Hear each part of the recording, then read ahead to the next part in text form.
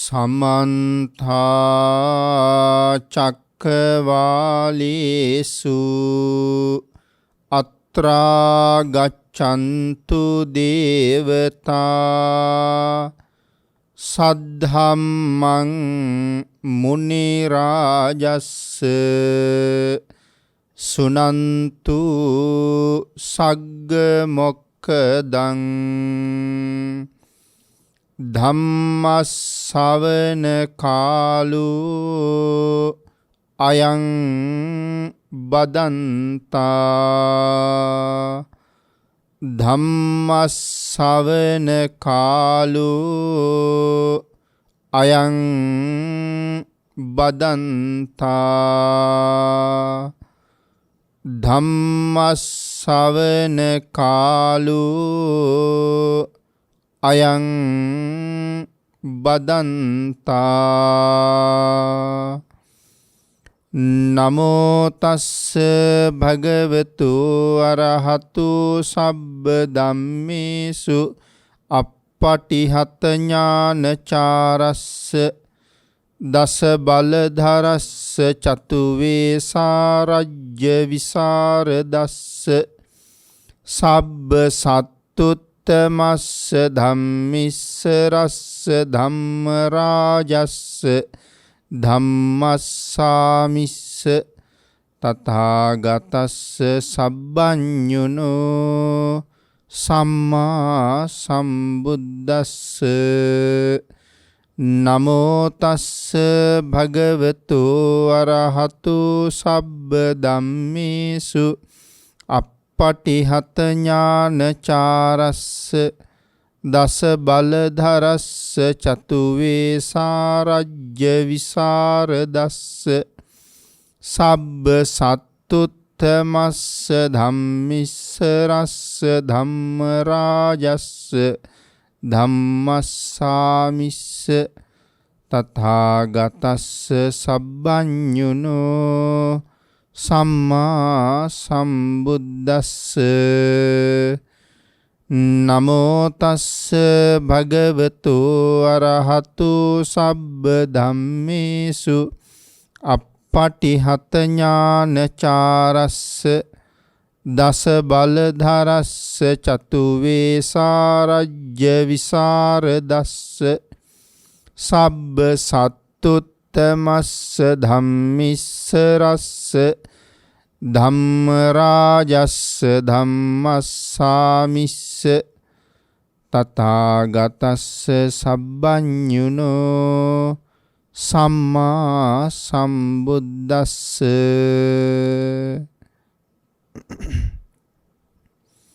සද්ධර්ම ශ්‍රාවක සදහවත් කාරුණික පින්නතුනි, බොහෝම ශ්‍රද්ධාවෙන් යුක්තව සියලු දෙනාම සූදානම් වෙන්නේ තිලෝගුරු ශාන්තිනායක සම්මා සම්බුදුරජාණන් වහන්සේ විසින් ලෝක සත්වයන් පිළිබඳව අසීමිත දයාවෙන් කරුණාවෙන් මෛත්‍රියෙන් යුක්තව අවබෝධ කරගෙන දේශනා කොට වදාළ පරම ගම්බීර වූ ශ්‍රී සද්ධර්ම රත්නයෙන් බොහෝම පුංචි කොටසක් දේශනා කරවගෙන ධර්ම ගෞරවය පෙරදරි කරගෙන දේශනාගත ධර්මය ශ්‍රවණය කරන්නත් එසේ ධර්ම ශ්‍රවණය කිරීමෙන් ලැබෙන අවවාද අනුශාසනා තම තමන්ගේ ජීවිතවලට එකතු කරගෙන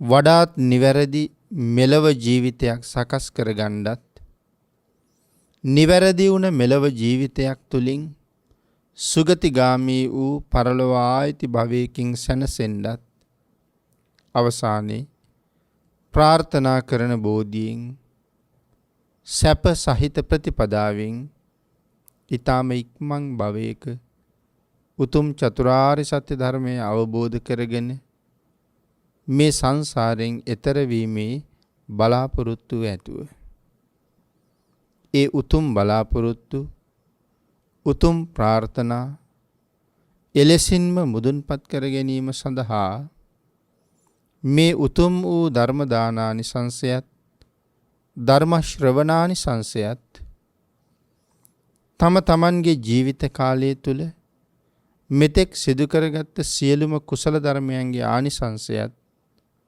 හේතු වේවා කියලා ප්‍රාර්ථනා කරමු. පින්නතුනි, අද ධර්මදේශනාවේ මාතෘකාව හැටියට මම යොදා ගන්න කල්පනා කළේ අපේ ධම්මපද පාළියේ සඳහන් වෙන අපේ භාග්‍යතුන් වහන්සේ දේශනා කොට වදාළ තවත් උතුම් වූ ගාථා රතනයක්. අත්තාහි අත්තනෝ නාතෝ කෝහි නාතෝ පරෝසියා අත්තනාහි සුදන්තේන නාතං ලබති දුල්ලබං. මේ උතුම් ගාථා රත්නය අපේ භාග්‍යතුන් වහන්සේ දේශනා කොට වදාළේ කුමාර කාශ්‍යප මහරහතන් වහන්සේගේ මව් මෙහෙණිය නිසා. මේ ගාථා රත්නයේ සරල තේරුම තමයි අත්තාහි අත්තනෝ නාතෝ.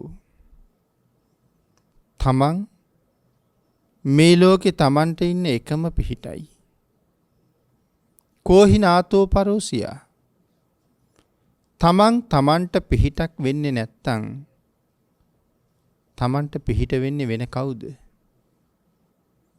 අත්තනාහි සුදන්තේන නාතං ලබති දුල්ලබං. මනාකොට තමාව දමනය කරගන්න යම් කෙනෙක් කටයුතු කරනවා නම්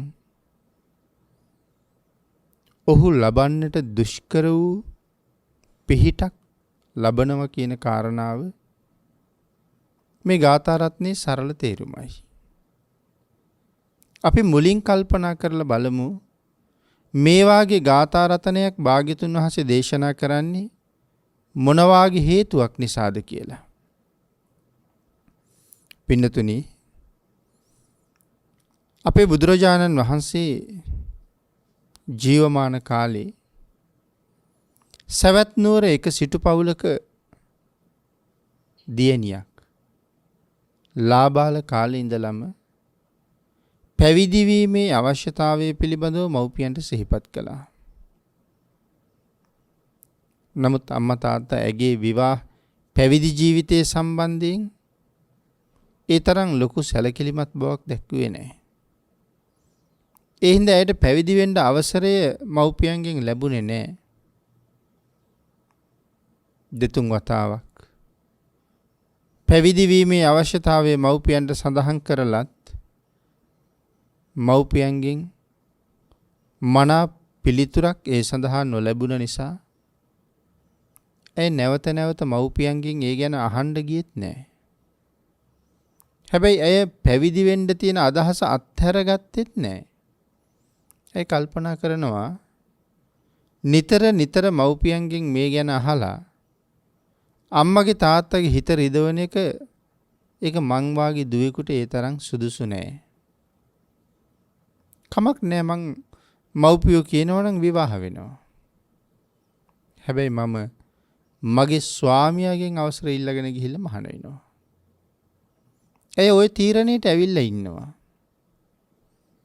තරුණ වයසට ආවට පස්සේ මව්පියෝ ඇයට විවාහය ගැන කරුණු කාරණා සඳහන් කළා. ඇය මව්පියන්ගේ යෝජනාවට එකඟ වුණා. ඇය සුදුසු තරුණයෙක් එක්ක විවාහ වුණා.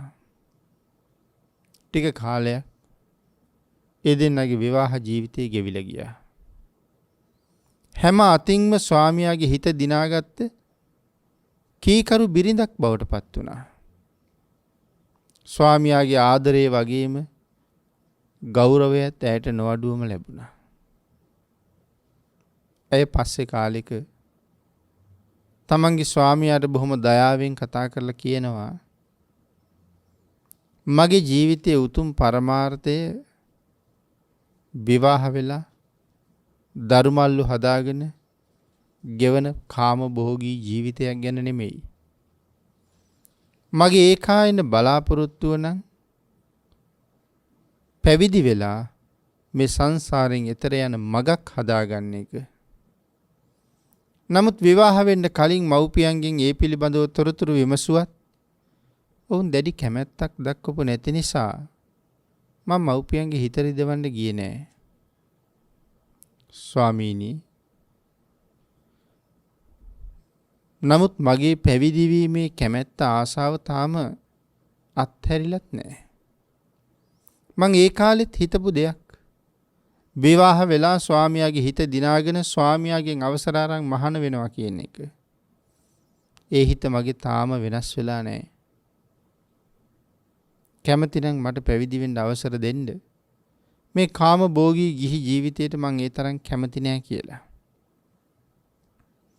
ඇගේ ස්වාමියා ඒ ගැන ටිකක් කල්පනා කරලා ඇයට සතුටුදායක පිළිතුරක් දුන්නා. ඔබ කැමති නම් පැවිදි වෙන්න ඔබ පැවිදි වෙන්න. මගෙන් ඔබට කිසිම බාධාවක් නැහැ කියලා. ඇය පුදුම විදිහට සතුටු වුණා. ඇගේ අවශ්‍යතාවය මුදුන්පත් කරගන්න ඇයව එකතු කරගෙන ගිය පිරිස දේවදත්ත ස්වාමින් වහන්සේගේ මෙහෙණවරට ඇය බාර කළා. ටික කාලයක් මෙහෙණවරේ ඉඳලා ඇය පැවිදි වුණා. පැවිදි වෙලා ටික කාලයක් ගත වෙනකොට ඇයට අම්මා කෙනෙක් බවට පත් වෙන්න මේ ලක්ෂණ මතු වුණා. ගැබිනි කාන්තාවකගේ ලක්ෂණ මතු වුණා. ඒ කාරණාවෙන් අනික් භික්ෂුණීන් වහන්සේලා ඇය පිළිබඳව විමසිලිමත් වුණා. උන්වහන්සේලා හොඳට අවබෝධ කරගත්තා මෑය දැන් ගැබිනියක් කියලා. නමුත් ඒක කොහොමද වුනේ? ඒක කවුරුවත්ම දන්නේ නැති පුදුමාකාර ප්‍රශ්නයක් බවට පත් වුණා. අන්තිමට අන්‍ය වූ භික්ෂුණීන් වහන්සේලාට සිද්ධ වුණා ඇය එක්කරගෙන යන්න දේවදත්තයන් වහන්සේ ළඟට. දේවදත්ත හාමුදුරුවෝ ළඟට ගිහිල්ලා උන්වහන්සේට ඇයව ඉදිරිපත් කරලා ඇය ගැබිනියක් බව සඳහන් කරාම ඇය දේවදත්ත හාමුදුරන්ගෙන් සමාව ඉල්ලුවා. ස්වාමීනි, දරු ගැබ කවදා කොහොම හටගත්තද කියලා මම දන්නේ නැහැ. නමුත් ස්වාමීනි, මගේ පැවිද්ද ඊටාම පිරිසිදුයි. නමුත් දේවදත්ත හාමුදුරුවෝ කල්පනා කළා දවසින් දවස මේ ගැබ මෝරනවා. කුස ඉදිරියට නෙරාගෙන එනවා. අන්‍ය වූ බාහිර කෙනෙක් මේ බව දැනගෙන මේ මෙහෙණවරට නිନ୍ଦා අපහාස කරන්න තියෙන ඉඩකඩ බොහොම වැඩි.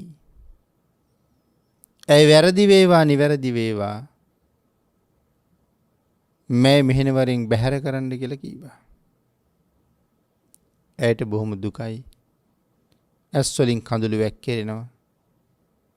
නිමක් නැති බලාපොරොත්තු සමුදායක් හිතේ දල්වගෙන සම්බුද්ධ ශාසනයේ පැවිද්ද ලබා ගත්තා.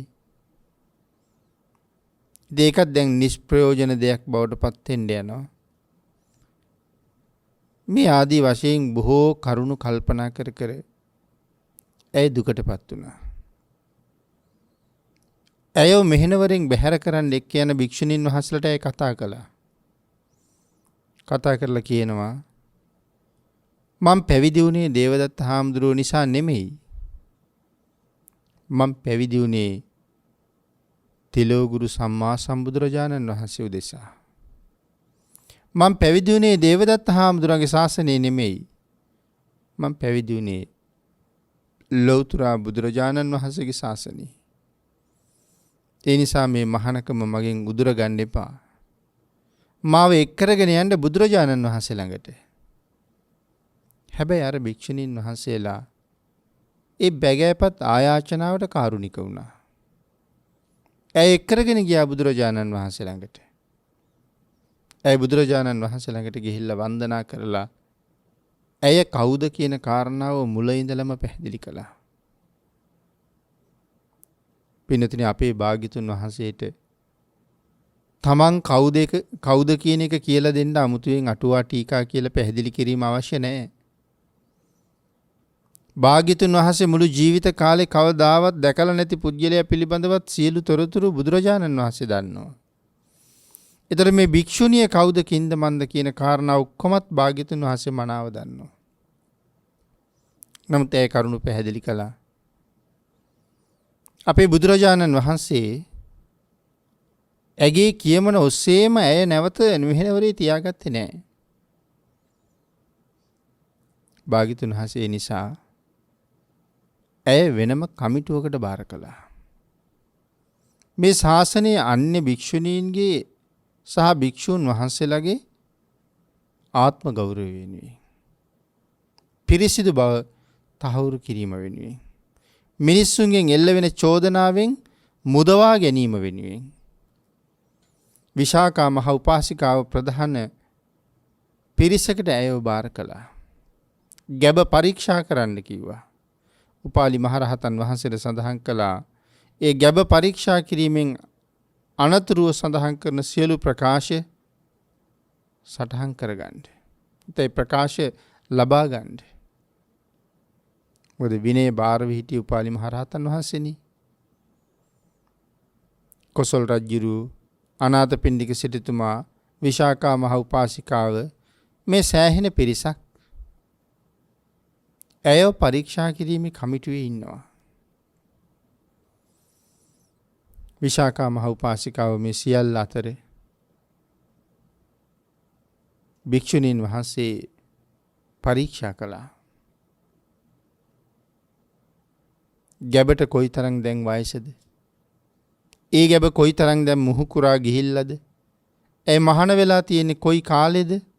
මේ ආදී කරුණු කාරණා රාශියක් සංසන්දනය කරලා මහ උපාසිකාව තීරණය කළා ඇය ගැබිනියක් බවට පත් වුණේ ගිහි ගෙදර ඉන්න කාලේ කියලා. නමුත් ඒ පිළිබඳව අවබෝධයක් ඇයට තිබුණේ නෑ මන් දැන් ගැබිනියක් කියලා. පසුව තමයි කෙමෙන් දරු ගැබ වැඩින්න පටන් ගත්තේ. බුදුරජාණන් වහන්සේට කරුණු වාර්තා කළා. ඒ වාර්තාවට කලින් භාග්‍යතුන් වහන්සේ ඔය බව කොහොමද දන්නව? අපේ භාග්‍යතුන් වහන්සේ ඇයට අවසර දුන්නා මෙහෙණවරේ ඉඳගෙනම තමන්ගේ දරුවා බිහි කරන්න. සුදුසු කල්යල් ගෙවිලා ගියා. ඇය මෙහෙණවරේදීම පිරිමි දරුවෙක් බිහි කළා. ඒ මහ පුදුමාකාර පුණ්‍යවන්ත දරුවෙක්. නමුත් කොසල් රජුරු එක දවසක් මෙහෙණවර ළඟින් යනකොට මෙහෙණවරේ බිලිඳු දරුවෙක් අඬන වැහෙනවා. රජුරු අහනවා කවුද? කාගේද මේ මෙහෙණවරේ දරුවෙක් අඬන්නේ? රාජපුරුෂෝ පහදලා දුන්නා ස්වාමීනි දරුවෙක් බිහි කරපු භික්ෂුණියක් ඉන්නවා. ඇය ගිහි කාලේ තමයි ගැබ් අරන් තියෙන්නේ. ඒ බව නොදැන තමයි පැවිදි වෙලා තියෙන්නේ. පස්සේ ගැබ් පරීක්ෂා කරවලා ඇගේ නිර්දෝෂී බව තහවුරු කරලා බුදුරජාණන් වහන්සේ දරුවා බිහි කරන්න අවවාද අනුශාසනා කළා. ඊට පස්සේ රජුරෝ කල්පනා කළා භාග්‍යතුන් වහන්සේත් කාරණාව දන්නවා.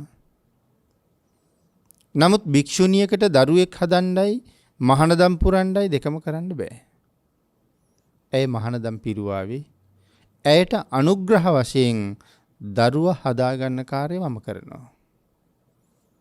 එහෙම සාකච්ඡා කරලා රජුරුව දරුවා අරන් ගියා. ඒ දරුවා රාජමාලිගාවට අරන් ගියාම ඒ දරුවගේ තාත්තා රජුරුව වගේ. දැන් ඔහු ලොකු වෙන්න හිතන්නේ මේ ඉන්නේ මගේ තාත්තා. හැබැයි ඔහුට කිරිමව්වරු විශාල ප්‍රමාණයක් ඉන්නවා.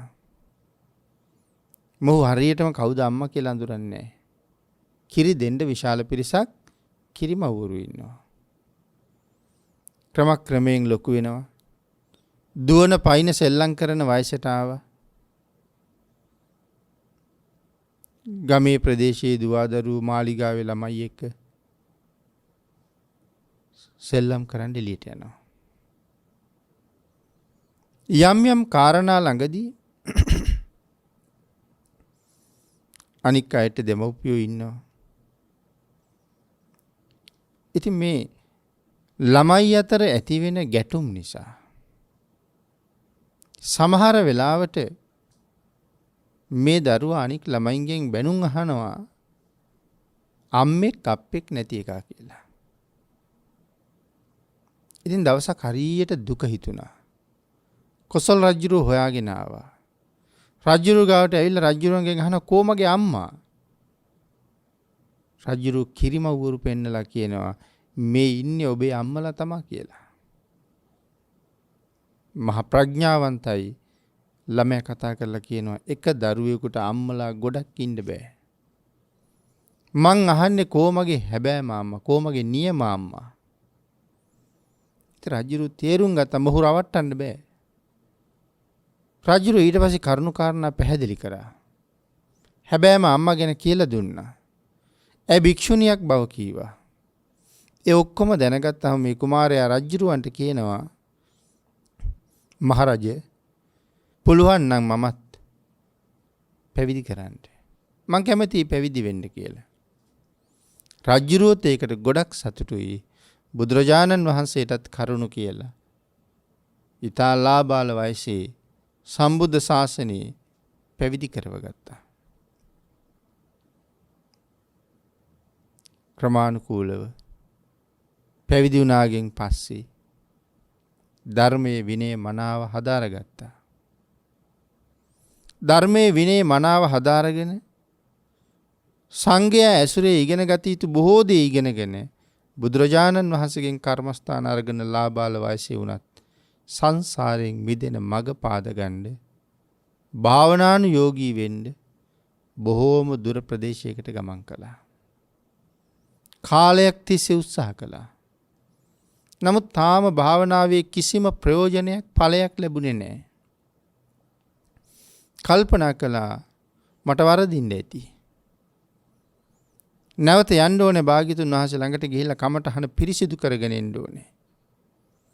එහෙම තීරණය කරලා ආයෙත් දවසක් බුදුරජාණන් වහන්සේ මුණ ගැහෙන්න ඇවිල්ලා කමටහන් පිරිසිදු කරගෙන නැවත ආපහු වඩින ගමන් අන්ද කියන වනේ රාත්‍රිය ගත කළා. අන්ද වනේ නවාතැන් ගත්තා. පින්නතුනි මේ අන්ද වනේ නවාතැන් අරගත්තට පස්සේ එක බ්‍රහ්ම රාජයෙක් කල්පනා කළා මගේ මිත්‍රයා නැවත සම්බුද්ධ ශාසනයේ පැවිදි වෙලා මේ සංසාරයෙන් එතර වෙන්න කෙරවලට යන පාර හොයනවා. සසරින් මිදෙන උන්ට සසරින් මිදෙන්න ඉඩ දෙන එක මොනතරම් වාග්යක්ද. මේ සංසාරයෙන් එතර වෙන්න එදා මගේ මිත්‍රයාට මං අද පිහිට විය යුතුයි කියලා කල්පනා කළා. කුමාර කාශ්‍යපයන් වහන්සේ අන්දවනේ ඉන්නවා. මධ්‍යම රාත්‍රියේ මුළු අන්ද වනයේම ඒකාලෝක කරගෙන මහා බ්‍රහ්ම රාජයෙක් කුමාර කාශ්‍යපයන් වහන්සේගේ ඉස්සර අපිට පෙනී හිටියා. කතා බහ කළා. අන්තිමට මේ බ්‍රහ්ම රාජයා කුමාර කාශ්‍යපයන් වහන්සේට කියනවා ස්වාමීනි ඔබ වහන්සේට මම ප්‍රශ්න 15ක් ඉදිරිපත් කරනවා. ස්වාමීනි මේ ප්‍රශ්න විසඳන්න මේ ලෝකේ සමත් කෙනෙක් ඉන්නවා නම් ඒ තිලෝගුරු බුදුරජාණන් වහන්සේ. ඔබ වහන්සේ මගෙන් ඉගෙන ගන්න මේ ප්‍රශ්න ටික භාග්‍යතුන් වහන්සේ ළඟට ගිහිල්ලා විසඳ ගන්න. එහෙම කියලා මේ මහා බ්‍රහ්මයා කුමාර කාශ්‍යපයන් වහන්සේට ප්‍රශ්න 15ක් ඉගැන්වුවා. ඔය ප්‍රශ්න 15 අන්තර්ගත වෙච්ච සූත්‍රයක් තියෙනවා අපේ ත්‍රිපිටකයේ. ඒ සූත්‍රය හඳුන්වන්නේ වම්මික සූත්‍රය කියලා. තුඹසක් උපමා කරගෙන දේශනා කරපු සූත්‍රයක්. මෙන්න මේ වම්මික සූත්‍රයේ තියෙන කාරණා ටික තමයි මේ උගන්වන්නේ. මේ ටික ගිහිල්ලා බුදුරජාණන් වහන්සේ ගාවින් විසඳ ගන්න කියලා කියනවා. කුමාර කාශ්‍යපයන් වහන්සේ පහුවදත් යනවා බුදුරජාණන් වහන්සේ ගාවට. මේ ප්‍රශ්න ටිකට උත්තර හොයන්න. එතකොට කවුද මේ එන මහා බ්‍රහ්මයා? මේ සංසාර ගමනේ මුණ ගැහිච්ච අති විශේෂ කල්යාණ මිත්‍රයෙක්. බාන්නකෝ කල්යාණ මිත්‍රයා පිහිට වෙනවා කියනකොට කොයි තරම් දිගට පිහිටක් වෙනවද කියලා. භවයෙන් භවයට ගියත් කල්යාණ මිත්‍රයාගේ සරණ අපිට මග ඇරෙන්නේ නැහැ.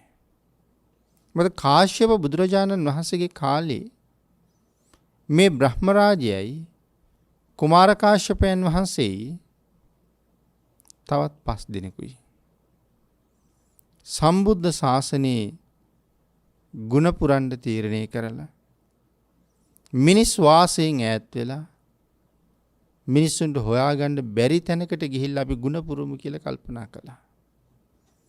කාශ්‍යප භාග්‍යතුන් වහන්සේගේ ශාසනයේ අතුරුදහන් වෙමින් පවතින කාලේ මිනිස්සු අතරත් සිල් ගුණවත් බවක් නැහැ. සංඝයා අතරත් සීලයට විනයට ගරු කිරීමක් නැහැ. මේකද බුද්ධ ශාසනය කියලා කල්පනා කළා. නෑ මේක වෙන්න බෑ බුද්ධ ශාසනය. සම්බුද්ධ ශාසනයේ වසනවුන් පිරිහිලා හිටියට ශාසනය පිරිහිලා නැහැ. ඒක නිසා සම්බුද්ධ ශාසනයේ පවතින වෙලාවේ අපි විසින් මේ වටිනා ජීවිතයට හොඳ සාධාරණයක් ඉෂ්ට කරගත යුතුයි කියලා කල්පනා කරලා සියලු දෙනාම එකම කතිකාවතකට ආවා. ඉන්නතුනි මේක මහ පුදුම ශ්‍රේෂ්ඨ අවස්ථාවක්. ශාසනය නැති වෙන්න කලින් අපි අපට පිහිටක් වෙමු. එහෙම තීරණය කරලා මිනිසුන්ට මුණ නොගැහෙන තැනක් හෙව්වා. මොකද මිනිස්සුන්ට මුණ ගැහෙන්න නිතර දකින්න ලැබුණොත් උන්වහන්සේලා ආධ්‍යාත්මික ජීවිතයේ පෝසත් කරගෙන ගමනක් යන්න හදනවා දැක්කොත් මේ සමාජය ගැලවෙන්න හරි අමාරුයි. මේ සමාජය විතරක් නෙමෙයි එහෙනම් එදා සමාජෙත් මේ ප්‍රශ්නේ තිබිලා තියෙනවා. හැම වෙලාවෙම හොයාගෙන එනවා. හැම වෙලාවෙම කතා බහ කරනවා. නොයේ කරුණු කාරණා වලට යෝජනා කරනවා.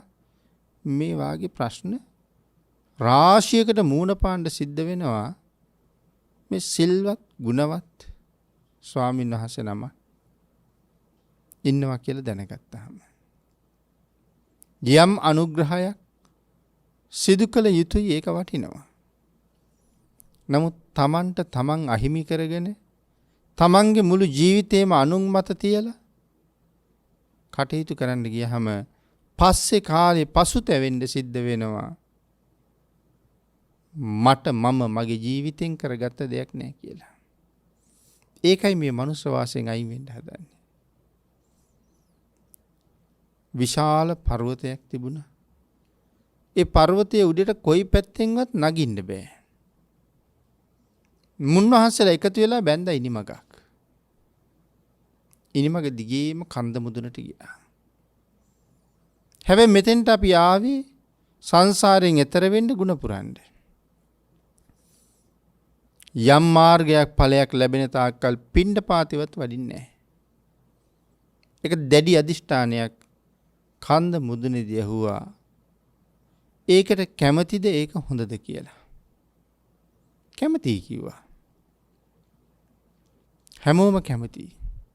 එහෙනම් ඉනිමග පහලට දාන්නද තව පාරක් හිතලා කතා කරනවද කියලා ඒව සියලු දෙනා වහන්සේම කිව්වනේ කමන්නේ පල්ලෙහාට දාන්න. හැබැයි මේක පල්ලෙහාට දෙන්නම ආයෙ බහින්න බෑ.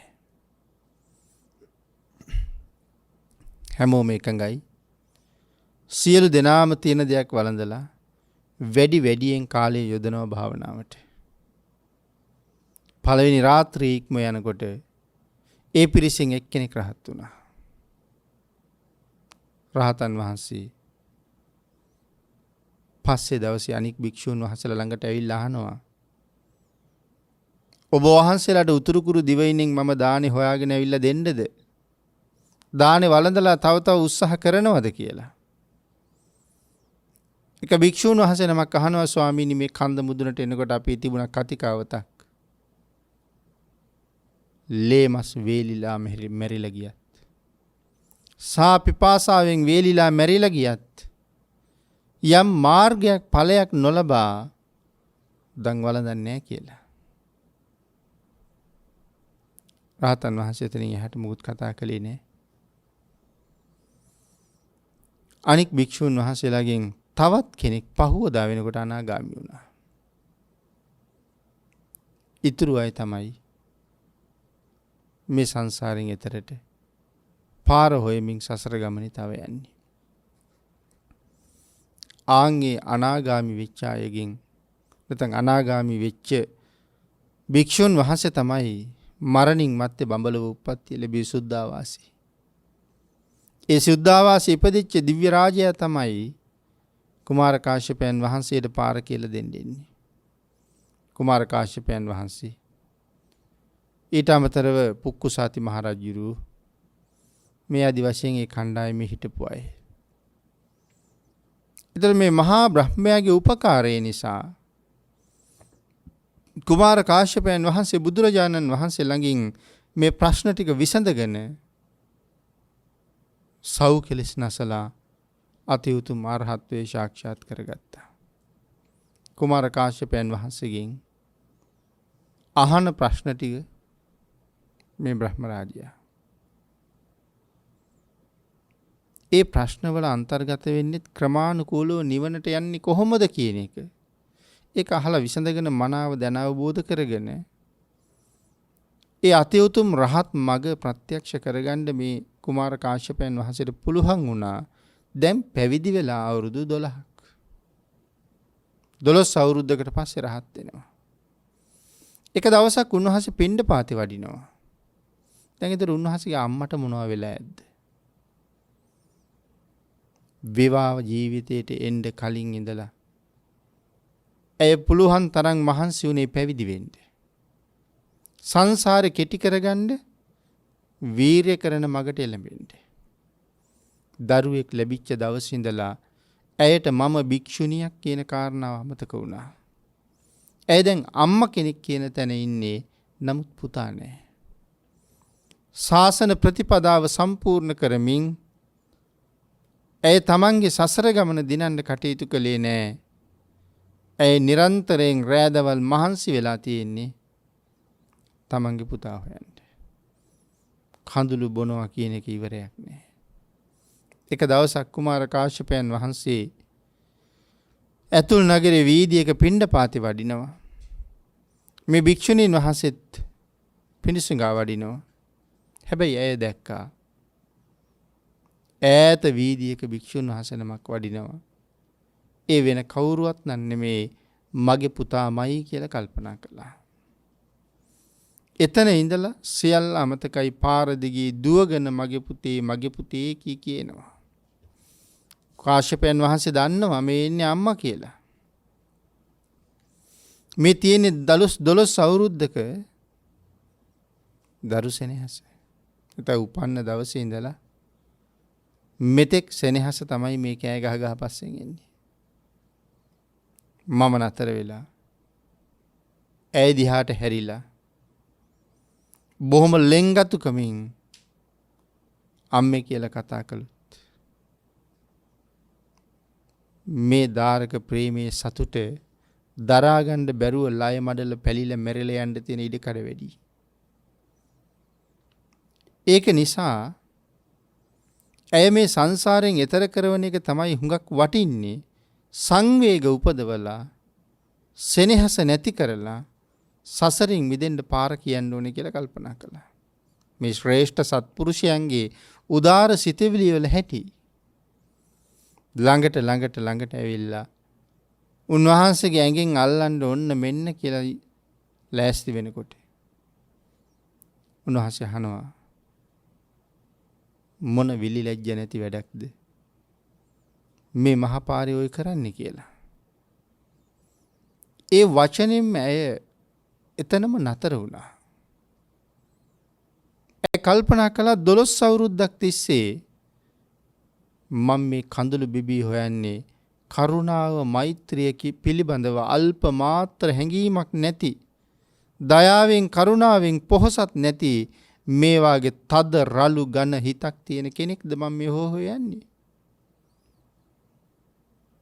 අඩුම තරමේ මේ තරම් කාලයකට පස්සේ ආදරෙන් අම්මේ කියන වචනයක්වත් මට කතා කළේ නෑ.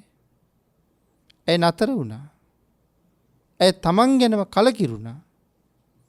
ඒ තීරණය කළා මට මම මිසක් වෙන කවුද ඉන්නේ? ඒ හැරුණා ආපහු භාග්‍යතුන් වහන්සේ ළඟට ගියා.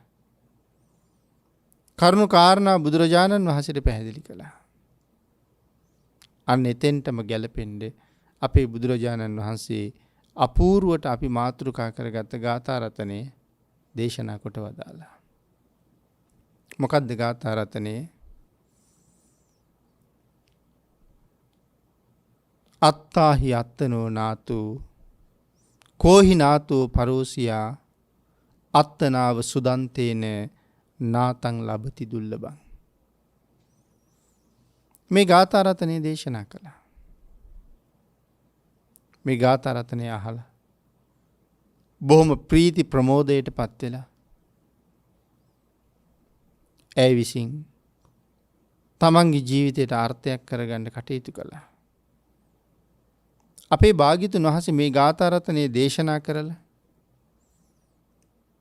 තමන්ට කොහොමද පිහිට වෙන්නේ කියන කාරණාවත් මනාව විස්තර කරලා දුන්නා. කුමාර කාශ්‍යප මව් මෙහෙණින් වහන්සේ භාග්‍යතුන් වහන්සේගේ මේ මඟ පෙන්වීම කෙරවලේ ඒ අති උතුම් අරහත්ත්වයම මුදුන්පත් කරගත්තා. බණ සංසාරි කොච්චර පින් තිබුණ අයද? මේ ජීවිතෙන් රහත් වෙන්න සසර පින් තියෙන උතුමන් මේ භවයෙන් වැහිච්ච සංසාරේ නිසා කොයිතරම්නම් නැවත අඳුරු අගාධවල ඇද වැටෙනවද? මේ ජීවිතෙන් රහත් වෙන්න ඉන්න උතුමෝ කී දෙනෙක් ඒක වටහා ගන්න බැරි වෙච්ච නිසා සංසාරي තව ඉස්සරහට යනවද? ඒකනේ මේ කාරණාවලින් පේන්නේ. අවශ්‍ය සත්පුරුෂයෙක් මුණ ගැහුනොත් මේ ජීවිතෙන් සසර කෙරවල කරන්න පුළුවන් අය එදා විතරක් නෙමෙයි අදත් ඉන්නවා. ඉතින් භාග්‍යතුන් වහන්සේ මේ ගාථා රතනෙන් මනාව පැහැදිලි කරලා දේශනා කළා අත්තාහි අත්තනෝ නාතු තමන්ට පිහිට තමන්මයි. පින්නතේ තමන්ට පිහිට වෙන කවුරුවත් නැහැනේ. මම වෙනුවෙන් යම් ලාභයක් කරගන්නවා නම් අභ්‍යන්තර ලාභයක් සංසාරේ වෙනුවෙන් යමක් ඒක මමම තමයි කරගත යුත්තේ. හැබැයි පාඩුවක් කරගන්නවා නම් ඒ පාඩුව කරගන්නෙත් මමම තමයි. ආංගිකයි සඳහන් කළේ අත්තාහි අත්තනෝ නාතු තමන්ට පිහිට තමන්මයි. මේක ඉතින් ජීවිතේ කොයි පැත්තකට යොදන්න පුළුවන් කාරණාවක්ද? කී පැත්තකට යොදන්න පුළුවන් කාරණාවක්ද? තමන්ට පිහිට තමන්මයි. පින්නතුනි මෙතන පිහිට කියලා කියන්නේ මේ ලෞකික ජීවිතයේ දියුණුව උදෙසා වෙන පිහිට නෙමෙයි. සංසාරයෙන් එතර යන්න සතර අපායෙන් මිදෙන්න තියෙන පිහිට. මේ ලෝකේ ඉපදිච්ච කෙනෙක් තමන්ගේ ජීවිතයේ මනාව ධර්මයෙන් පෝෂණය නොකළොත්, සීලයෙන් පෝෂණය නොකළොත්, සමාධියෙන් ප්‍රඥාවෙන් ඒ ජීවිතයට අනුග්‍රහ නොකළොත් ඒ ජීවිතෙන් බලාපොරොත්තු වෙන දේ සම්පූර්ණ කරන්න බැරුව යනවා. අන්න ඒක නිසා ලෞකික ජීවිතයේ දියුණුවත් ආධ්‍යාත්මික ජීවිතයේ දියුණුවත් දෙකම තියෙන්නේ තමන් මතමයි. තමන්ගේ කර මතමයි ඒ කාරණා දෙකම තියෙන්නේ. තමන් තමයි තීරණය කළ යුත්තේ මේ ලෝකේ ජීවත් වෙන කාලේ මම කළ යුත්තේ මොකක්ද මම නොකළ යුත්තේ මොකක්ද කියලා. අත්තාහි අත්තනෝ නාතු කෝහි නාතු පරෝසියා. ඔබට පිහිට වෙන්නේ නැත්තම් මේ ලෝකේ වෙන කවුද ඔබට පිහිට වෙන්නේ? පින්නතුනි ඔබට මතක ඇති දේවදූත සූත්‍රය. යම රජුරු නිරේට ආපු මේ පුජ්‍යලයාගෙන් දේවදූතයෝ ගැන අහනවා. නමුත් ඔහු දේවදූතයෝ ගැන දන්නේ නැහැ. ඔහු දේවදූතයෝ අඳුරන්නේ නැහැ. නමුත් යම රජුරුව පස්සේ මතක් කරලා දෙනවා ඇයි මේ ඉන්නේ පළවෙනි දේවදූතයා? අලුතෙන්ම ඉපදිච්ච බිලිඳු දරුවා. දෙවනි දේවදූතයා මේ ඉන්නේ අවුරුදු 80ක් 90ක් වෙච්ච වයෝවෘද්ධ පුජ්‍යලයා. තුන්වෙනි දේවදූතයා මේ ඉන්නේ ලෙඩ වෙලා එක්තැන් වෙලා නැගිට ගන්න බැරුව මල මුත්‍ර ගොඩේ වැතිරිලා. මේ ආදි වශයෙන් දේවදූතයෝ ටික පෙන්නලා දෙනවා. හතරවෙනි දේවදූතයා රජුරුව දඬුවමට භාජනය කරපු අය. අන්තිම දේවදූතයා මරණයටපත් වෙච්ච ඉදිමිච්ච නිල් වෙච්ච මලකඳන් ටික. ඉතින් මේ දේවදූතයෝ ගැන පැහැදිලි කරලා යම රජුරුව මුහුගෙන් අහන්නේ මේ දේවදූතයෝ හඳුනාගත්තේ නැති නිසා. මේ දේවදූතයෝ දිහා බලලත් සංසාරේ හඳුනාගත්තේ නැති නිසා ඔබ ප්‍රමාද වුණා ගොඩක්. ඔබ හිතින් වැරදි කළා. ඔබ කයෙන් වචන වැරදි කළා. ඔබ වචනයෙන් වැරදි කළා. ඒ කරපු වැරදි ඔබේ අම්මා නෙමෙයි තාත්තා නෙමෙයි සහෝදර සහෝදරියෝ ඥාතීන් නෙමෙයි කළේ ඔබමයි. එහෙනම් මේකට විපාක විඳින්න ඕනෙත් ඔබමයි. උඹම නම් වැරදි කළේ විපාක විඳින්න ඕනෙත් ඔබමයි. ඉතින් එහෙමනම් අත්තාහි අත්තනෝ නාතෝ කෝහිනාතෝ පරෝසියා. මම කරගත්ත යහපත් වැඩවල ප්‍රතිඵලයක් හැටියට සුගතියකට ගමන් කරනවා නම් ඒ සුගති මාර්ගය හදාගන්න ඕනෙත් මමමයි. දුගතියට පාර හදාගන්නෙත් මමමයි. ආන් ඒක නිසා මගේ සුගතිය දුගතිය තව කෙනෙක් හදන දෙයක් නෙමෙයි. ඒක මමම හදාගන්න දෙයක්. ආයකයි සඳහන් කළේ මට මම පිහිට වෙන්නේ නැත්තම් මට මම සරණක් වෙන්නේ නැත්තම් මට මම හෙවණැල්ලක් වෙන්නේ නැත්තම් මට මම දිවයිනක් වෙන්නේ නැත්තම් මේ ලෝකේ කවුද මට ඒ ටික කරලා දෙන්නේ?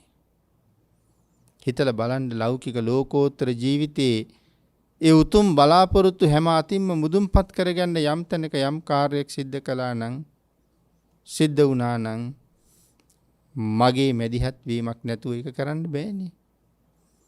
අනික කවුරුවත් කරලා දුන්නට වැඩක් නෑනේ මගේ ඒ පිළිබඳව යෙදීමක් නැත්තම්. ඒ හින්දා මට සරණ මට පිහිට මමමයි. ඊළඟට සඳහන් කළා අත්තනාහි සුදන්තේන මනාකොට යම් කෙනෙක් තමාව දමනය කරනවද? අත්තනාව සුදන්තේන මනාකොට යමෙක් තමාව දමනය කරනවද? මොකද්ද පින්නතුනි මේ මනාකොට තමන් දමනය කරනවා කියලා කියන්නේ? කෙලෙස් සතුරන්ගෙන් රැකවරණය හොයා ගන්නවා කියන එකයි. මොකද නිතර අපේ චිත්තසංතාන තුළ උපදින කෙලෙස් වල සීමාවක් නැහැ. ඇයි මේ උපදින කෙලෙස් වල සීමාවක් නැහැ කියලා සඳහන් කළේ? අපේ හිතට මොනතරම් කෙලෙස් සිතුවිලි උපදිනවද? ඒවා මෙච්චරයි මෙපමණයි කියලා ප්‍රමාණයක් කරන්න බෑනේ අපට කවදාවත්. අප්‍රමාණ අසීමාන්තික කෙලෙස් සිතුවිලි උපදිනවා සියල්ලම ක්‍රියාත්මක වෙන්නේ. නමුත් මේ සිතුවිලිත් එක්ක ක්‍රියාත්මක වෙන අපි අකුසලයෙන් තමයි නිමා වෙන්නේ. කෙලෙස් අපිට කුසල් කරලා දෙන්නේ නැහනේ. කෙලෙස් අපට අකුසල්මයි කරලා දෙන්නේ. අන්න ඒ නිසා සඳහන් කළා කය වචනය සිත මේ ద్వාරත්‍රයෙන් යම් කෙනෙක් වැරදි විදිහට ක්‍රියාත්මක වෙනවා නම් ඒක ඔහුම කරගන්න වරදක්. ඒක ප්‍රතිඵලයත් ඔහුම ගෙවිය යුතුයි. ඔහුම විඳ යුතුයි. මොකද මගේ කය පාවිච්චි කරලා වැරදි කරන්න තව කෙනෙකුට බෑ. මගේ වචනේ පාවිච්චි කරලා වැරදි කරන්න තව කෙනෙකුට බෑ. මගේ හිත පාවිච්චි කරලා වැරදි කරන්න තව කෙනෙකුට බෑ. එහෙනම් මේ සිතින් කයින් වචනෙන් කළා නම් අකුසලයක් ඒක කරලා තියෙන්නේ මමම තමයි. අන් ඒක නිසා මා විසින් කරගත්ත සියලු කර්ම දෝෂයන්ට මා විසින්ම වග කියා ගත යුතුයි. කෙනෙක් සතර අපායට යනවද? කෙනෙක් සුගතියෙන් සුගතියට යනවද? තව කෙනෙක් උතුම් නිවනට යනවද? ඒ පුද්ගලයෝ තම තමන්ගේ ජීවිතයට සාධාරණය කරගත් ආකාරය තමයි තියෙන්නේ. අන්න ඒක නිසා හැම කෙනෙකුටම තමන්ගේ මේ පෞද්ගලික ජීවිතය පිළිබඳව පූර්ණ වගකීමක් තියෙනවා. සංසාරේ කරගත්ත අසීමාන්තික කුසල් වියදම් කරලා වාසනාවන්ත සම්මා දිට්ඨික මනුස්ස ජීවිතයක් අරගෙන බුද්ධාන්තරයක මනුලව උපදින්න භාග්‍ය ලැබපු අය ඒ භාග්‍ය හඳුනගන්නේ නැත්තම් මේ සංසාරේ අය කොයි කාලෙක හම්බ වෙයිද මේ අවස්ථාව? මනුෂ්‍යත්වයේ දුර්ලභ බව භාග්‍යතුන් වහන්සේ පෙන්නපු කරුණු කාරණා වලට අනුව මට මේ ජීවිතේ ගිලිහිලා ගියාට පස්සේ නැවත කවද කොහෙද ලැබෙයිද? අය කවදනම් සුගතියක බුද්ධාන්තරයක ඉපදිලා මේ වගේ පින්කම් කරන්නද? බණ දහම් අහන්නද, දම්පැන් දෙන්නද, සිල් ගුණ ආරක්ෂා කරන්නද?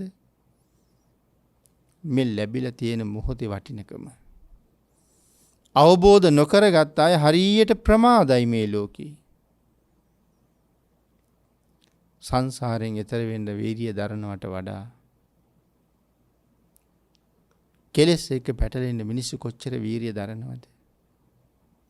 කොයිතරම් කාලේ කැප කරනවද? මිනිස්සු කොච්චර දේවල් වලට සූදානම් වෙනවද? මිනිස්සු කොච්චර දේවල් කරන්න පුරුදු වෙනවද? නිකන් හිතලා බලන්න. සමහර වෙලාවට කෙනෙක් පිනුම් ගහන්න පුරුදු වෙනවා. කාලාන්තරයක් පුරුදු වෙනවා. ඇඟ හරවන හැටි, ඇඟ රවුම් කරගන්න නමා ගන්න හැටි, පිනුම් කීයක් ක්‍රියාත්මක කෙරුවත් එකම තැන පිහිටන්න කටයුතු කරන හැටි, තව ඉතින් නොයෙක් දේවල්, එක එක ක්‍රීඩා නමින් අපි කරන දේවල් තියෙනවා. පැන යනවා. ඒවට මේ අවුරුදු ගණන් පුරුදු වෙනවා. නමුත් මේ සංසාරේ අපි ওই වඳුරු රිලව්වාගේ සත්තු වෙලා ඉපදිලා කොයි තරම් පිනුම් ක්‍රීඩා කරන්නේ නැද්ද? කොයි තරම් අත්ෙන් අත්තර පැන යන්නේ නැද්ද? ඉතින් තිරිසන් ආත්මෙත් ඉපදිලා කරපු දේවල්, ඒ දේවල් වෙනුවෙන් මේ වටිනා ජීවිත කාලය නාස්ති කරනකොට මම මේ එක කාරණාවක් කියන්නේ, මේ වගේ තව කොච්චර දේවල් තියෙනවද කියන්නේ. කාලයක් තිස්සේ කොච්චර කරපු දේවල්ද අපි මේ ආපහු පුරුදු කරන්නේ. ඒ නිසා පින්නතේ මේ ලෝකේ අහවල් අත්දැකීම මට අලුත් කියලා කියන්න දෙයක් නැහැ. කෙනෙක් උත්සාහ කරයි වෛද්‍යවරයෙක් වෙන්න. මේක අලුත්ම දෙයක් නෙමෙයි. මේ සංසාරේ ඕන තරම් වෛද්‍ය වෘත්තිය කරලා තියෙනවා. ඕන තරම් ඉංජිනේරුවරු වෙලා ඉඳලා තියෙනවා. ඕන තරම් රියදුරෝ වෙලා ඉඳලා තියෙනවා. නොකරපු දෙයක් නෑ අපි. ඉතින් ඒ නිසා මේ ජීවිතෙත් ආපහු වෛද්‍යවරයෙක් වෙනවා, ඉංජිනේරුවරයෙක් වෙනවා, උසස් ස්ථානාන්තර වලට යන්න දරන වීරිය කෝ සංසාරයෙන් එතර වෙන්න දරනවා. මේවා ඔක්කොම පරණ අත්දැකීම්. අලුතෙන් යමක් හොයනවා කියලා මේ හොයනවා නම් හොයන්නේ පරණ දෙයක්මයි. හම්බෙච්ච නැති දෙයක් නෑ. හැබැයි ඔය අතරේ තියෙනවා අලුත් අත්දැකීම් ටිකක් එකතු කරගන්න. සමහර කෙනෙක් කන්දක් තරණය කරලා ඇවිල්ලා කියන්නේ මේ අලුත් අත්දැකීමක් හොයාගත්තා. අලුත් අත්දැකීමක් ලැබුවා. මේ ගමන අලුත් අත්දැකීමක්. මං කියන්නේ එකක්වත් අලුත් අත්දැකීම් නෙමෙයි කියලා. මේ ලෝකේ මෙතෙක් හම්බ වෙච්ච නැති අලුත්ම අත්දැකීම නම් සෝවාන් වෙන එක.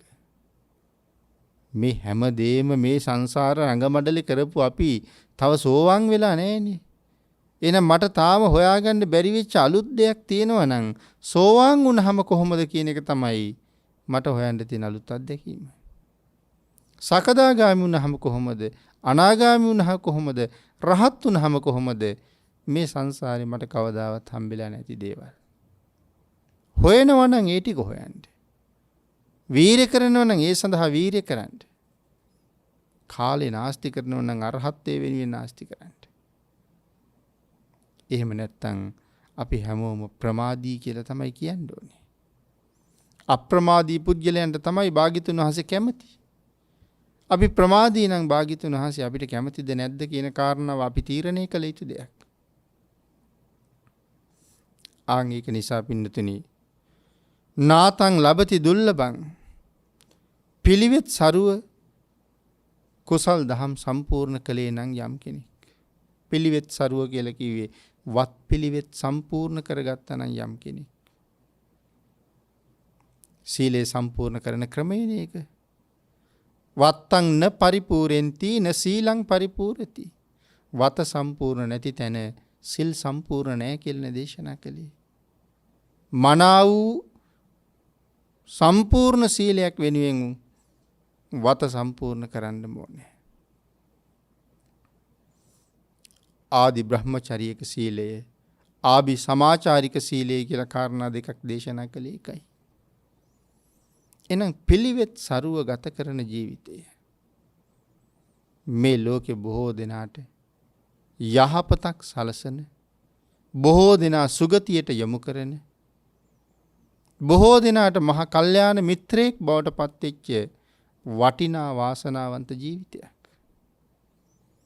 අන් ඒක නිසා වත පිළිවෙතට ගරු කරන මනා වූ ජීවිත ගමනක් අපි ඇති කරගත යුතුමයි. ඒ විතරක් නෙමෙයි පින්නතුනි, තමන් හොයන උතුම් සරණ, තමන් හොයන උතුම් පිහිට සතර අපායෙන් මිදිලා සුගතියට යන එක. දවසක සුගතියෙන් මිදිලා නිවනට යන එක. එහෙම නැත්නම් ඍජුවම නිවන් මගට යන එක. ඒ නිවන් මගට කොහොමද කටයුතු කළ යුත්තේ? ඒ නිවන් මග කොහොමද සම්පූර්ණ කරගත යුත්තේ? ඒ සඳහා භාග්‍යතුන් වහන්සේ මොනවද දේශනා කළේ? මේ සියල්ලෙන් කෝක සම්පූර්ණ කරන්නත් ඒ පුද්ගලයා මුලින් තුනුරුවන් සරණ ගිය කෙනෙක් බවට පත් වෙන්න ඕනේ. උතුම් වූ පංචශීලයේ දිවිහිමියෙන් ආරක්ෂා කරන කෙනෙක් බවට පත් වෙන්න ඕනේ. විනතුනි ඒවා නිවන් මගේ මූලිකාංගනි. මේ ලෝකේ යම් කෙනෙක් නිවනින් සැනසෙන්න බලාපොරොත්තු වෙනවා නම්, සතර අපායෙන් මිදෙන්න බලාපොරොත්තු නම්, ඔවුන් සියලු දෙනා ළඟම තිබිය යුතු නිත්‍ය වූ සීලේ පන්සිල්. ඒක හරියට අපිට හිටකන්න තියෙන පොළොව වගේ. පන්සිල් වලින් පල්ලහැට යම් කෙනෙක් ගියොත් ඒ නිරයගාමී වෙන සත්වයෙක්. නිරයගාමී නොවන අය පන්සිල් වලින් පහළට වැටෙන්නේ නැහැ. මොකද පන්සිල් කියන්නේ පවාරණය කරන්න පුළුවන් සීලයක් නෙමෙයිනේ. වෙනත් නොඑක් සිල් පවාරණය කළාට පන්සිල් පවාරණය කරන්න බෑ. ඒක නිත්‍ය වූ සීලයක්. සමස්ත ලෝක ජනතාවටම තියෙන සීලයක්. ජාති කුල ගෝත්‍ර ආගම් ભેදයක් නැහැ. මේ ලෝකේ ජීවත් වෙන්න අයිති අරගෙන ආපු කෙනෙක් මේ පන්සිල් මත යැපෙන්න ඕනේ. ඒක ලෝක න්‍යාය ධර්මයත් එක්ක සම්බන්ධ වෙන කාරණාවක්. අන් ඒක නිසා උතුම් පංචශීලයේ මත පිහිටලා මුලින් තෙරුවන් සරණ ගිහිල්ලා සිත කය වචනය කියන තුන්දර මනාව සංවර කරගෙන ద్వාරත්‍රයෙන් සිදුවෙන අකුසල ධර්මයන් නිමා කරගෙන වළක්වගෙන අවම කරගෙන ක්‍රමානුකූලව වැරදි නොකරන ශ්‍රේෂ්ඨ පුජ්‍යලයක් බවට පත් වෙන්න යමෙකුට පුළුවන් නම් නාතං ලබති දුර්ලභං. මේ ගුණ පිරීමේ මාවත ඔස්සේ ඉදිරියට ගිහිල්ලා අති දුර්ලභව ලැබිය යුතු සංසාරයෙන් එතර වෙන සෞඛ්‍යලස් නැසන අරහත් මාර්ගඵලය ලබා ගන්න වාග්ය වාසනාව උදා කර ගන්න පුළුවන්. එහෙම නැත්නම් ඊයේ ආසන්නයට යන්න පුළුවන්. සෝවාන් ආදී මාර්ගඵලයකට ගමන් කළා නම් ඒක මහ පුදුම රැකවරණයක් කර ගන්න පුළුවන්. මොකද කවමදාකවත් සෝවාන් වහන්සේ සතර අපාය යන්නේ නැති නිසා. මෙතෙක් තමන් සතර අපායට ගෙනියන්න අතීත කරපු කර්ම කොච්චර බලාගෙන ඉන්න ඇද්ද? මේ දහසක් නයින් ප්‍රතිමන්විත අති උතුම් සෝවාන් ආර්ය මාර්ගඵලය ලැබනවත් එක්කම ඒ අතීත කර්ම සියල්ලම පිලිස්සලාම යනවා. ඒ කර්ම වලට ආයෙ මට විරුද්ධව වැඩ කරන්න බැරුව යනවා. අතීත කර්ම අහෝසි කරනවා වගේම නැවත මතු සංසාරේ සතර පායේ උපදින කර්ම රැස් කරන්නේ නැති කෙනෙක් බවට පත් වෙනවා. එහෙනම් එතනින් එහාට සකදාගාමින් වහන්සේ ගැන අනාගාමින් වහන්සේ ගැන අපිට කතා කරන්න වෙන දේවල් නැහැ. ආන් ඒක නිසා මේ අති උතුම් නිර්වාණගාමී මාර්ගයෙන් මේ සසර කෙරවල කරන්න සතර පායෙන් මිදෙන්න නරක තිරිසං പ്രേත අසුර මේ දුක්ඛිත තැන් වලින් මිදෙන්න අපි හැම වෙලාවෙම අපිට පිහිටක් වෙන්න ඕනේ. මම මට ආදරේ නම් කවදාවත්ම අපායට යන පාර විවෘත කරන්නේ නැහැ. ආන් ඒක නිසා පින්නතිනි ඔබ මේ ලෝකේ හැමෝටම ප්‍රිය වෙන්න කලින් ඔබ ඔබට ප්‍රිය කෙනෙක් බවට පත් වෙන්න. එහෙම ඔබට ප්‍රිය කරන කෙනෙක් වෙලා ඔබව ආරක්ෂා කරන කෙනෙක් බවට පත් වෙලා මොකද අපි බොහෝ දෙනාගේ ආරක්ෂකයෝ වෙන්න කැමතියි. නමුත් මට ආරක්ෂකයෙක් නැහැ. මගේ එකම ආරක්ෂකයා මමමනේ. නමුත් මම මගේ ආරක්ෂාව හදාගන්න නැතුව මේ ලෝකේ අනික් අය ඕන තරම් ආරක්ෂා කරනවා. ඒතර මං ආරක්ෂා කරපු හුඟක් දෙනත් මැරිලා යන්නේ අපායට. ආරක්ෂා වුණා යන්නේත් අපායට. ආරක්ෂා කරපු අය යන්නේත් නිරේට. හැබැයි භාග්‍යතුන් වහන්සේ පෙන්වුවේ එහෙම ආරක්ෂාවක් නෙමෙයි. තමන්ගේ ආරක්ෂාව හදාගන්න කෙනා යන්නේ සුගතියට. ඒ ආරක්ෂාව හදාගන්න කෙනාට යමෙක් සිව්පසයෙන් උපස්ථානය කරනවා නම් ඔවුන්ටත් යහපතක්මයි සිද්ධ වෙන්නේ. ඒතර ඔබ ලෝකයට යහපතක් කරන්න, තමන්ට සාධාරණයක් කරන්න, ශ්‍රේෂ්ඨ ජීවිතයක් ගත කරන කෙනෙක් බවට පත් වෙලා කවදා හරි දවසක මෙලවින් සමුගන්නකොට කඳුළු නැතුව සිනහ ඇතුව මෙලවින් සමුගන්න පුළුවන් ජීවිතයක් පෝෂණය කරන්න. එදාට ඔබ ඔබට ආදරය කරපු කෙනෙක් බව ඔබට හොඳ ආකාරවම වැටහෙයි. එතෙන්ට යන්න රත්නත්‍රයේ ආශිර්වාදයෙන් ඔබ සියලු දෙනාටම ශක්තිය, ධෛර්යය, භාග්‍ය, වාසනාව උදා වේවා කියලා ආශිර්වාද කරනවා. පින්නතුනි අද මේ උතුම් ධර්ම දේශනාව ප්‍රඥා නාලිකාව තුළින් විකාශනය කිරීම සඳහා ගොඩාක් ඌරුව වෙන්නරුව ලිපිනෙහි පදිංචි SRM චන්ද්‍රකුමාර මහත්මයා විසින් සදැහැති දායකත්වයේ දරා තිබෙනවා. චන්ද්‍රකුමාර මහත්මයාගේ උතුම් අරමුණ 2022 8 වෙනි මාසයේ 23 වන දිනට 51 වන ජන්මදිනයේ යෙදෙන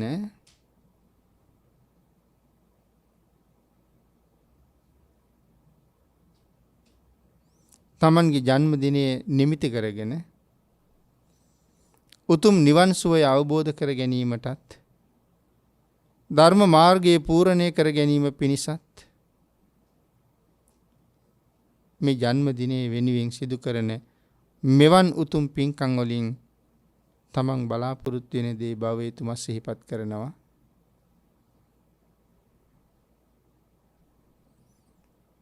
ඒ නිසා ඒ උතුම් නිවන් මගේ ගමන් කරන්න මේ සද්ධර්ම දානානි සංසේද හේතු වේවා කියලා ප්‍රාර්ථනා කරනවා. ඊට අමතරව මේ මාසේ 3 වන දින 10 වන ජන්මදිනයේ සැමරූ සඳලි කාවින්දයා දියණියගේ සියලු සාංශාරික කර්ම දෝෂ තුනුරුවන්ගේ ආශිර්වාදයෙන් දුරින්ම දුරු වේවා. නිදුක් නිරෝගී භාවයේ චිරජීවනයේ සැලසේවා. දියණියගේ ඉදිරි ජීවිතයේ ਸਰව ප්‍රකාරයෙන් සාර්ථක වේවා. අනාගත දිව්‍ය වෙනුවෙන් කරන යහපත් හැම කටයුත්තක්ම ਸਰව ප්‍රකාරයෙන්ම සාර්ථක වේවා කියලා දුවට ආශිර්වාද කරනවා. ඊට අමතරව ජී පොඩිමැණිකේ පතිරණ මෑණියන් සහ MK මල්ලිකා මෑණියන් හටද නිදුක් නිරෝගී සුවපත් භාවයේ උතුම් වූ ධර්ම මාර්ගයේ පූර්ණේ කර ගැනීමට මේ කුසල ධර්මයන්ගේ ආශිර්වාදයෙන් ශක්තිය ලැබේවා. චන්ද්‍රකුමාර මහත්මයාගේ බිරිඳ වන YD සුසීමා කුමාරි මහත්මියටද නිදුක් නිරෝගී භාවයේ චිරජීවනයේ ප්‍රාර්ථනා කරන අතර උතුම් ධර්ම මාර්ගයේ පූර්ණේ කර ගැනීමට මේ කුසල ශක්තිය ආශිර්වාදයක් වේවා. ශශිමාලී දිල්හාරා හා භාග්‍යා ලක්ෂානිය දේනියන්ටද බෑනාවන ජයන්ත නිස්සංක පුතණුවන්ටද නිදුක් නිරෝගී සුවපත් භාවය ලැබී එදිනෙදා කරන කියන යහපත් කටයුතු සියල්ලක් ਸਰව ප්‍රකාරයෙන් සාර්ථක කරගෙන ප්‍රාර්ථනා කරන බෝධියෙන් අමා මහ නිවනින් සැනසෙන්න මේ කුසල් ඒ සියලු දෙනාටම ආශිර්වාදයක් පාරමිතාවක් වේවා කියලා චන්ද්‍රකුමාර මහත්මයා විසින් ප්‍රාර්ථනා කරනු ලබනවා. SRM චන්ද්‍රකුමාර මහත්මයාගේ ඒ උතුම් ප්‍රාර්ථනා සියල්ල එලෙසින්ම මුදුන්පත් වේවා. ආශිර්වාද කළ සියලු දෙනාට රත්නත්‍රයේ ආශිර්වාදය ලැබේවා.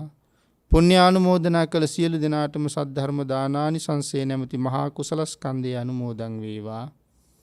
සියලු දෙනාගේම මෙලව යහපත් කටයුතු ਸਰව ප්‍රකාරයෙන් සාර්ථක වේවා. ඊ타ම ඉක්මන් භවයක ඊ타මත්ම කෙටි කාලයකින් සැප සහගත ප්‍රතිපදාවකින් අති උතුම් අමා මහ නිවනින් සැනසෙන්න මේ කුසල ශක්තියේ සියලු දෙනාටම හේතු වාසනා වේවා කියලා ප්‍රාර්ථනා කරනවා. ආකාශට්ඨා ච බුම්මට්ඨා දේවා නාග මහිද්దికා පුඤ්ඤන්තං අනුමෝදිත්වා චිරං රක්ඛන්තු ලෝක සාසනං දේවෝ වස්සතු කාලේන සස්ය සම්පatti හේතුච පීතෝ භවතු ලෝකෝ ච රාජා භවතු ධම්මිකෝ රාගක්ඛයෝ නිබ්බානං